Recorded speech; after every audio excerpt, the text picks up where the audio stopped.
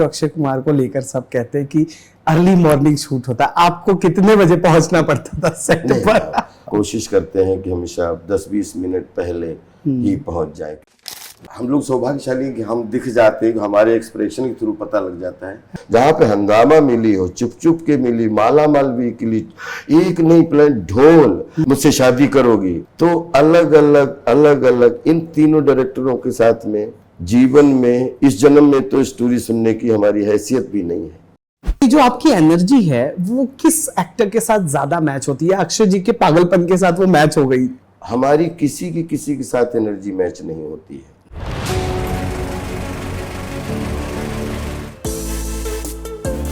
नमस्कार दोस्तों, मैं हूं मुकेश शर्मा और आपने देखना शुरू कर दिया है फिल्मी बीट। और अब मुस्कुराइए, क्योंकि अब हम उस शख्स से रूबरू होने जा रहे हैं जिसने अपने काम को इतनी ईमानदारी से निभाया कि जब भी वो स्क्रीन पर आया उसने हमें हंसाया और सिर्फ हंसाया।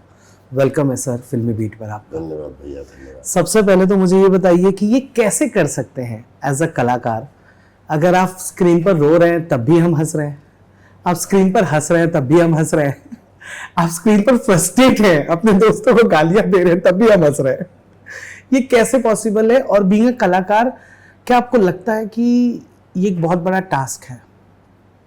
एक्चुअली खेल है ये सब चीजों के। कि आपने एक मैंने लाइन पढ़ी थी चार्ली चैपलिन साहब की, अच्छा, कि आपका सुख अगर लोगों के लिए दुख बने तो आपके लिए अभिशाप है।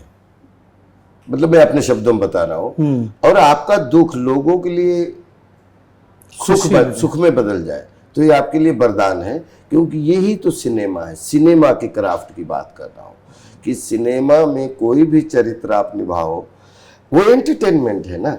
और तो उसमें आपको खुशी, चाहे सुख वाला करो, चाहे दुख वाला करो, चाहे रोने वाला करो, चाहे हंसने वाला करो, उसमें आपको एंटरटेनमेंट मिलना चाहिए। और फिर तो वो लाइन ही इतनी, क्योंकि रियल नहीं है, रियल का एक मनोरंजक पार्ट है रील। हाँ। जिसमें सब कुछ, चाहे गोले चलाओ, चाहे गोले बिठाओ, और चाहे कुछ भी करो, एक्शन कट होता है, उसके बाद सब एक दूसरे को ताली बजा के खुश करते हैं।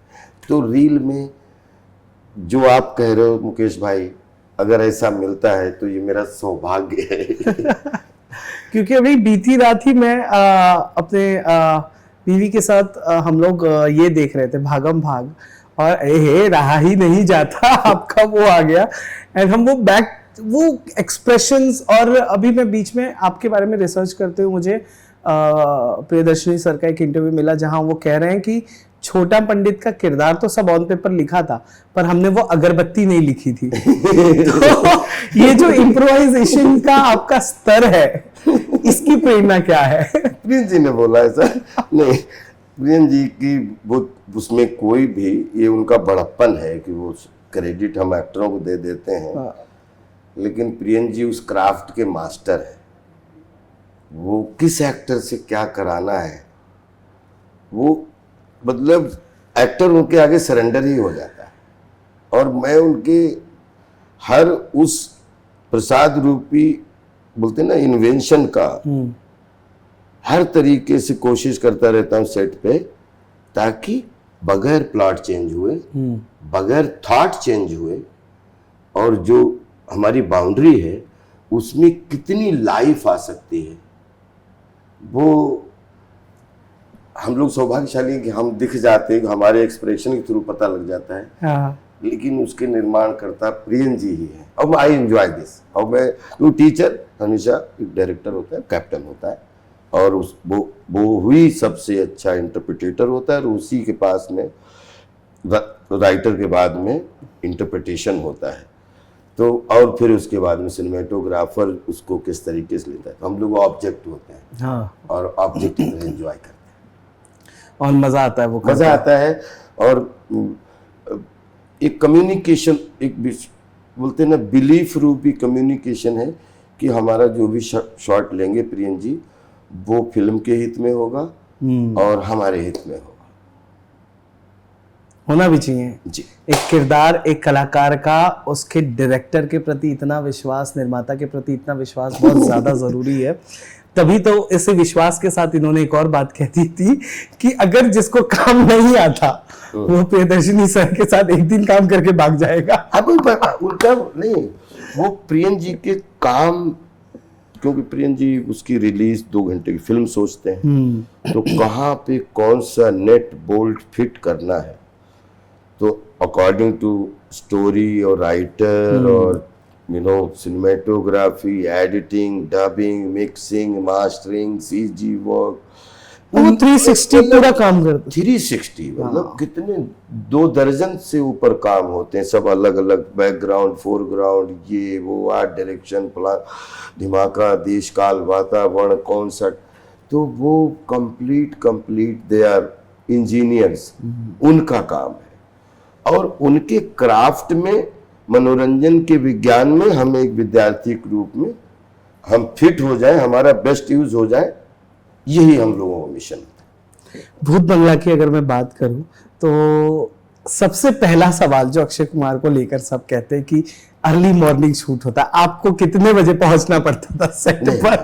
अब हम लोग हमेशा जो प्रियन जी का टाइम मिले, कोशिश करते हैं कि हमेशा 10-20 मिनट पहले ही पहुंच जाए, क्योंकि पिछले 20 साल से ट्यूनिंग ये बनी कि अगर 10-20 मिनट लेट हो रहे हैं तो पहले टीम को कम्युनिकेट कर देते हैं, और 10-20 मिनट पहले पहुंच जाएं तो एंजॉय करते हैं, क्योंकि वहाँ पे वो ऐसा नहीं लगता कि हम एक्टर, डायरेक्टर और ये वो, प्रैक्टिकल तो है क्योंकि सिस्टम है, अनुशासन है, लेकिन बाकी चीज़ें जो भी नियम मिलते हैं, वो नियम पिछले 20 साल से पूरी यूनिट के सबके पता है।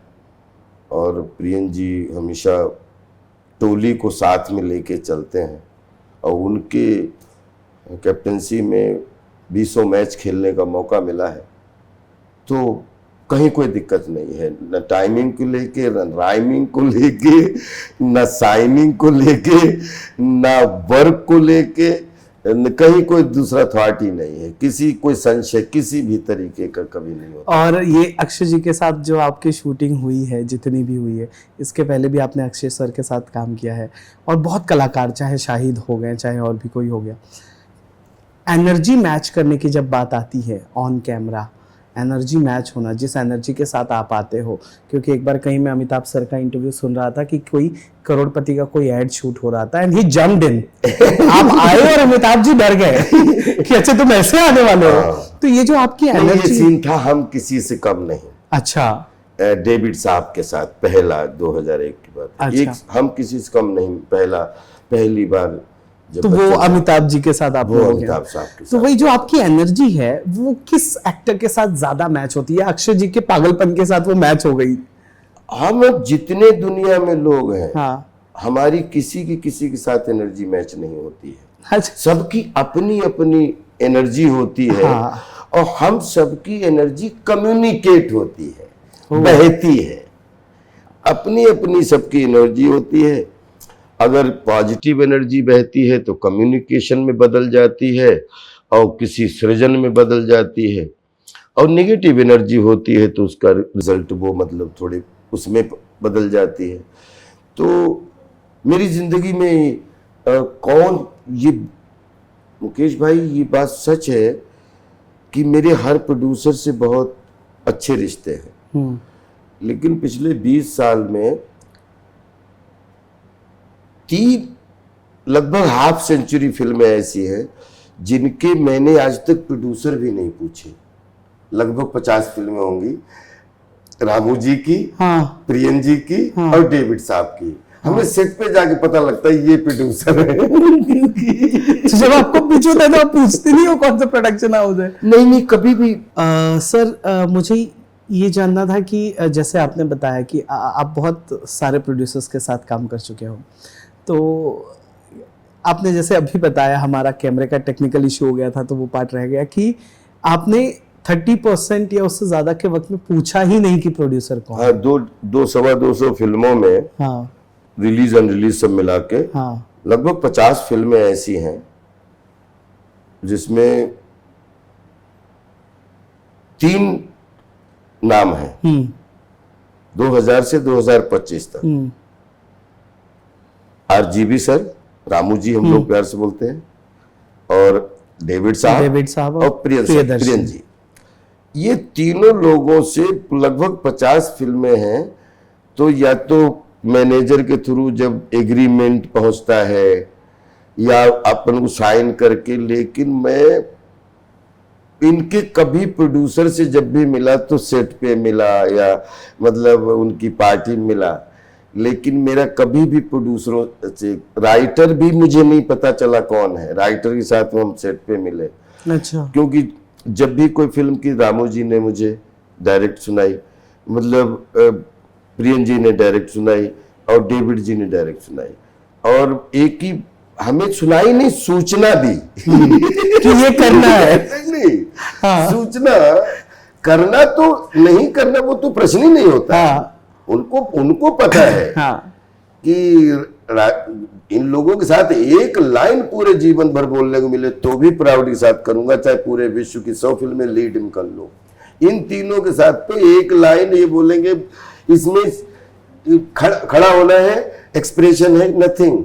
ओके। तो वो तक ना पूछो, क्योंकि राइटर और प्रोड्यूसर ये तीन लोगों के साथ हमेशा मुझे सेट पे मिले या पार्टी में, या उससे पहले अब पता लग रहा, लेकिन मिलने कभी जरूरत नहीं पड़ी। 15-17 फिल्में रामू जी के साथ की होंगी, 1 दर्जन फिल्म प्रियन सर के साथ की, 1 दर्जन सर डेविड सर के साथ की, लगभग, या उनके सजेशन की वो प्रोड्यूसर है कोई दूसरा करे, लगभग 50 फिल्में हैं जिनका मैंने कभी भी न कहानी, न कैरेक्टर और न प्रोडक्शन पूछा, कभी नहीं। अब वो आगे भी नहीं पूछूंगा, कभी नहीं पूछूंगा।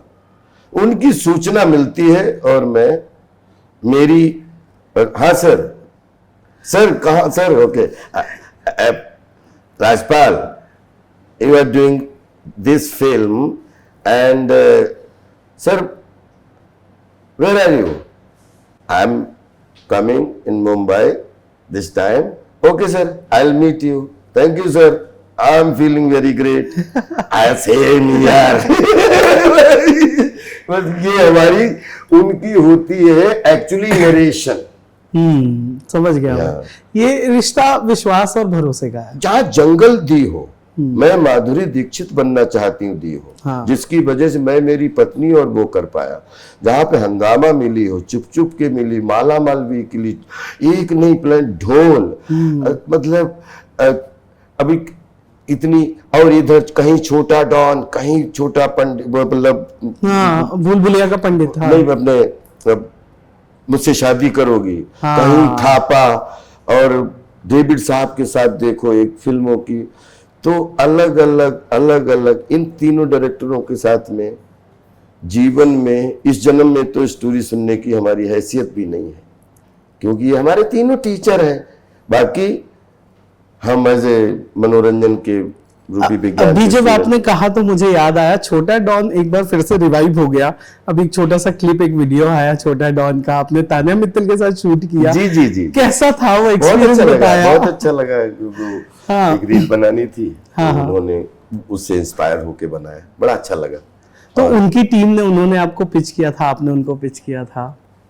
नहीं, वो तो पूरी टीम के कम्युनिकेशन से हुआ था। अच्छा। फिर मुझे शूटिंग करनी। अच्छा। 10 तारीख को ब्रदर देखे भूत बंगला, मुकेश भाई, और हॉरर, लव एंड कॉमेडी, ये जीवन के हजारों साल के हिस्से हैं।